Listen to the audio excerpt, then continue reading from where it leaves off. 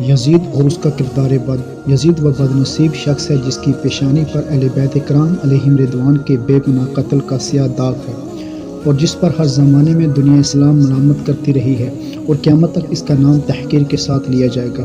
یہ بد باطن، سیاہ دل، ننگے خاندان یعنی خاندان کی ذلت کا باعث تھا، نہایت موٹا، بدنما، کثیر الشعر یعنی کثرت سے شعر و شاعری کرنے والا، بدخلق یعنی بری عادتوں والا، فاسق، فاجر، شرابی، بدکار، ظالم، بے ادب، گستاخ تھا۔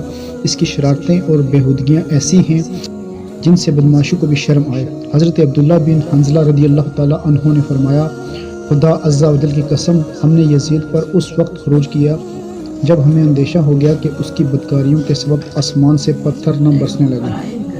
حرمات کے ساتھ نکاح اور سود وغیرہ منہیات یعنی حرام کاموں کو اس بے دین نے علانیہ رواج دیا، مدینہ طیبہ اور مکہ مکرمہ کی بے حرمتی کرائی۔ حضرت ابو درداء رضی اللہ تعالیٰ عنہ سے روایت ہے، حضور نبی کریم صلی اللہ علیہ وسلم نے فرمایا، میری سنت کا پہلا بدلنے والا بنی امیہ کا ایک شخص ہوگا جس کا نام یزید ہوگا۔ 59 ہجری میں حضرت ابو ہریرہ رضی اللہ تعالیٰ عنہ نے دعا کی، یا رب عز و جل، میں تجھ سے پناہ مانگتا ہوں 60 ہجری کے آغاز اور لڑکوں کی حکومت سے۔ اس دعا سے معلوم ہوتا ہے کہ حضرت سیدنا ابو ہریرہ رضی اللہ تعالیٰ عنہ جو حامل اسرار تھے، انہیں معلوم تھا کہ 60 ہجری کا آغاز لڑکوں کی حکومت اور فتنوں کا باعث ہے۔ ان کی یہ دعا قبول ہوئی اور انہوں نے 59 ہجری میں با مقام مدینہ طیبہ رحلت فرمائی۔